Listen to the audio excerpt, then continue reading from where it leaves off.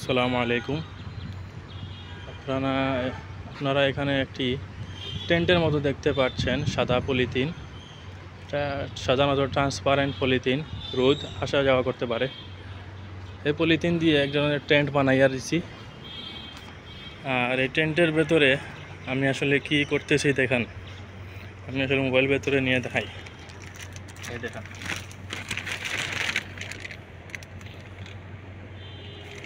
এটা হচ্ছে বড়ই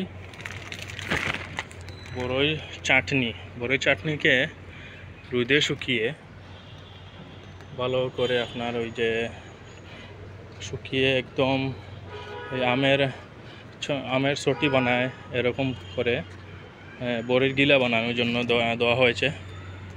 দেখেন আসমান মেঘলা। আর আমি আছি এখন সিলেটের মধুসূদ এলাকার, আলহামদুলিল্লাহ নিজস্ব ভাষার স্বাদেই। অর্ডার আসছে আপনার আমেরিকা থেকে অর্ডার আসছে 7 কেজি। তো এখানে 7 কেজি না, 4 কেজি আছে। বৃষ্টির জন্য অনেক দেরি হয়ে যাচ্ছে অর্ডারের।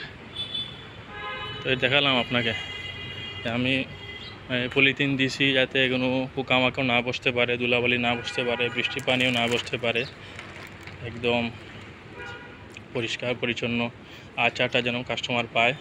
কারণ বিদেশি কাস্টমাররা অলরেডি তারা সবসময় ফ্রেশ খাবার খেয়ে অভ্যস্ত। এখন যদি কোনো কারণে ব্যাকটেরিয়া বা ভাইরাস ঢুকে এই খাবারে, আচারে, বাচ্চারাও খাবে, ওখানে যাওয়ার পর বাচ্চারাও খাবে, এফেক্টেড হবে, তাহলে আমি আর অর্ডার পাবো না। এই জন্য অনেক সেফটি প্লাস পরিষ্কার পরিচ্ছন্নতা বজায় রেখে কাজটা করতে হয়। আচ্ছা, ঠিক আছে, ধন্যবাদ এটা জানানোর জন্য।